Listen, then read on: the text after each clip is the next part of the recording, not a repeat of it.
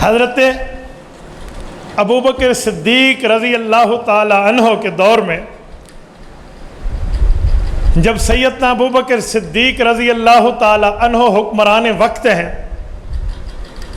اور کچھ وقت گزرتا ہے تو اماں جان فاطمۃ الزہرا رضی اللہ تعالی عنہ ایک بندے کو بھیجتی ہیں، بعض روایات میں لکھ کر بھیجتی ہیں حضرت ابوبکر صدیق کو کہ اے خلیفۃ المسلمین، میں اپنے والد کی اس ٹائم آخری اولاد بچ چکی ہوں، میرے والد کی جتنی جائیداد ہے اس میں سے فدق کے علاقے کا باغ اگر میرے نام پہ کر دیں کہ میری بہنیں بھی فوت ہو گئیں، میرے بھائی بھی فوت ہو گئے، میری بہن زینب، میری بہن رقیہ، میری بہن ام کلثوم دنیا سے رخصت ہو گئیں، میرا بھائی قاسم، میرا بھائی طیب و طاہر، میرا بھائی ابراہیم دنیا سے چلا گیا، حضور پاک کی اولادوں میں ایک فاطمہ بطول اس دھرتی پہ ہوں، لہذا اللہ کے رسول کی جائیداد یہ میرے نام پہ کر دیں تو مجھے بہت خوشی ہو۔ حضرت ابوبکر صدیق نے اماں جان حضرت فاطمہ الزہرا رضی اللہ تعالی عنہ کو جو جواب دیا ہے وہ دو باتیں ہیں۔ نمبر ایک فرمایا، اے پاک پیغمبر کی بیٹی، میرے لیے قابل احترام ہے، میں ایک بات آپ کو کہتا ہوں، اگر آپ کو حضور پاک کی وراثت میں جائیداد چاہیے تو آپ کے والد کا فیصلہ ہے، آپ کے والد کا حکم نامہ ہے، آپ کے والد یہ طے فرما گئے تھے کہ ان الانبیاء لم یورثوا دینارا ولا درہما انما ورثہ العلم فمن اخذہ اخذ بحظ وافر۔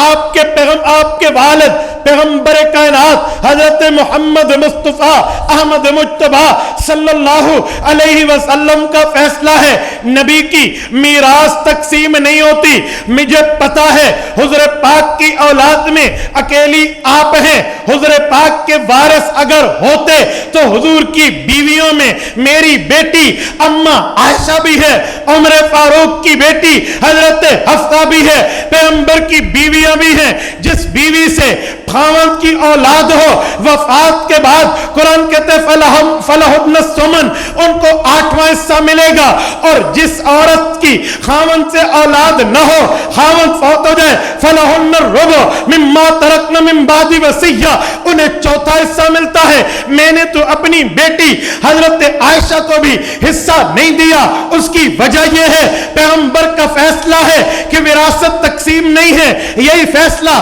آپ اپنے خاوند، اپنے سرتاج حضرت علی سے پتہ کر سکتی ہیں، پیغمبر کائنات کے چچا حضرت عباس سے بھی معلوم کر سکتی ہیں۔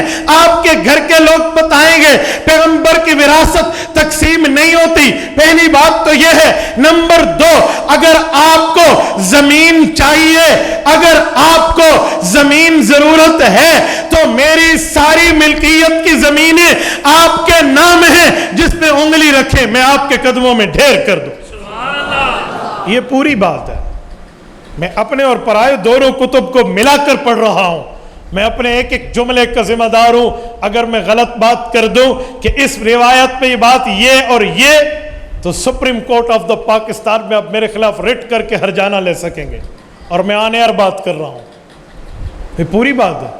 اما فاطمہ رضی اللہ تعالی عنہ نے اس کے بعد حضرت ابوبکر صدیق کی بات کو مان لیا، اور ایسا مانا حضرت علی نے بھی، ایسا مانا امام حسن و حسین نے بھی کہ اما فاطمہ دنیا سے چلی گئیں، حضرت عمر حضرت عثمان کا دور جب ختم ہو گیا، حضرت علی کا دور آیا، حضرت علی نے ابوبکر کے اس فیصلے کو، پیغمبر کے اسی نافذ کردہ فیصلے کو ابوبکر کے واسطے سے اتنا برقرار رکھا کہ اپنے دور میں وہ لکھا ہوا حضرت علی کی خلافت 4 سال 4 ماہ تک، اتنے عرصے میں بھی علی نے اس زمین کو اٹھا کے بچوں کے نام نہیں کیا کہ آؤ ماں کا حصہ لے لو۔ ابو بکر کے فیصلے کو یوں برقرار رکھا۔ امام حسن رضی اللہ عنہ جب خلیفۃ المسلمین بنے، 6 ماہ امام حسن کی خلافت ہے، خلافت راشدہ کا دور تکمیل ہے۔ اس دور میں بھی امام حسن نے نہ اپنے نام کیا، نہ اپنی اولاد کے نام، نہ اپنے بھائی کے نام۔ یوں تو محبت ہے صحابہ اور اہل بیت کی، اسے یوں تسلیم کیا۔ ایک بندہ مجھے کہنے لگا، مولانا آپ ڈنڈی مارتے ہیں۔ میں نے کہا وقت آئے تو ہم ڈنڈا میں مارتے ہیں، آپ خالی ڈنڈی کی بات کرتے ہیں، جرت ہے تو بات کر، کس مسئلے پر آپ بات کرنا چاہ رہے ہیں؟ نہیں، وقت آئے تو ڈنڈا نہیں مارتے آپ کے پیچھے کتا لگے آپ کیا کریں گے؟ آپ کہیں گے آجا میرے کتے، پکڑ کے گلے سے لگائیں گے, ڈنڈا ماریں گے نا, آپ نہیں سمجھے, گل پوری کرنی چاہیے نا. تو بھائی ڈنڈا بھی چلانا جاتا ہے, ڈنڈے کی ضرورت ہوتی ہے, ڈنڈا نہ چلایا تو بات نہیں بنتی. تو میں نے کہا بات کیا کرنا چاہ رہے ہیں؟ کہتے ہیں تمہاری کتابوں میں لکھا ہوا ہے اما فاطمہ نے وفات تک ابو بکر صدیق سے بات نہیں کی تھی, یعنی اتنی ناراض ہو گئی تھی. میں نے کہا کذاب, بات پوری کرو, جھوٹ بولتے ہو, یہ لفظ پورا بتاؤ. اما فاطمہ نے اپنی وفات تک ابو بکر صدیق سے اس مسئلے پر بات دوبارہ نہیں کی, یعنی فیصلے کو مان لیا. تو کیا کہتا ہے؟ نعوذ باللہ, اما فاطمہ غیر محرموں سے گپ شپیں لگاتی تھی اس لیے دوبارہ بات نہیں کی. اے ملعون, کوئی سوچ کے زبان صحابہ اور اہل بیت پر بولا کر. اما فاطمہ الزہرا کا حضرت ابو بکر صدیق سے کوئی بات کرنا بنتا ہے؟ اما فاطمہ اپنے خامد سے بات فرمائے, حضرت علی سے. اما فاطمہ اپنی اولاد سے بات فرمائے, حضرت ابو بکر صدیق کے گھر جا کر بات کرنے کا کیا مطلب؟ اچھا اگر تو یہ کہہ رہا ہے اس بنیاد پہ نفرت قرید رہا ہے تو آؤ میں تمہاری تھوڑی مزید بھی اس ڈبری کو ٹائٹ کیے دیتا ہوں, اس نٹ کو میں مزید کس دیتا ہوں. سنیے, اگر ناراض ہوتی اماں جان فاطمہ الزہرا تو وفات کے وقت اماں جان فاطمہ الزہرا کی بیٹیاں تو چھوٹی تھیں, بیٹے بھی چھوٹے ہیں. اماں جب بیمار ہوئیں تو گھر میں کس خاتون نے خدمت کی تھی؟ کس خاتون نے تیمارداری کی تھی؟ کون خاتون گھر آئی تھی؟ بیٹا اے پتر گل پوری کر, وہ ابو بکر صدیق کی بیوی اسماء بنت امیس آئی تھی, اور ایسے نہیں آئی. اما فاطمہ نے اس سے رہنمائی لے کر بات کو نافذ بھی کرایا.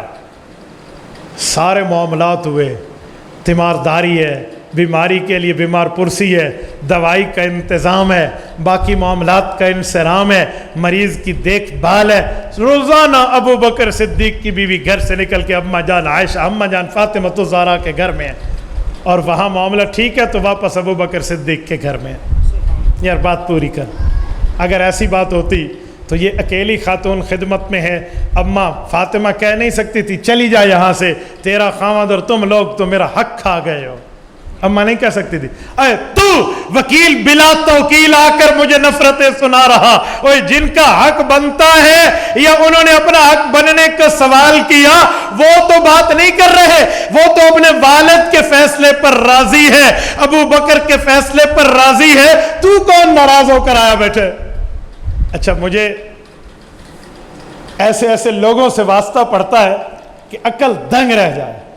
ایک شخص نے کہا مولانا کچھ بھی ہو نا ابو بکر کو دے دینا چاہیے تھا. مانگنے والی اماں فاطمہ دے دینا چاہیے تھا. میں نے کہا ایک منٹ ذرا اپنی نبضوں کو سنبھال, دل کی دھڑکنوں کو کنٹرول کر. ابو بکر حضور کا فیصلہ توڑ دیتے, تو یہ کہہ رہا ہے کوئی ابو بکر کے کنٹرول میں تھا؟ ابو بکر کوئی اس کا مالک تھا؟ پیغمبر کا فیصلہ تھا اس پر کہ تقسیم نہیں ہوتا. تو یہ چاہتا ہے کہ اماں فاطمہ اپنے والد کے فیصلے کو کینسل کرانے آئی ہوئی تھی؟ کیا کہہ رہا ہے؟ اب تھوڑا سنبھال. نہیں میری بات کا مطلب نہیں, چونکہ چنانچہ لیکن گویا کہ کر کے چور دروازے سے صحابہ اور اہل بیت کی نفرتیں ہم تمہیں نہیں بتانے دیں گے, محبتیں جو ہیں وہی سنائیں گے. تبارك الذي نزل الفرقان على عبده ليكون للعالمين نذيرا.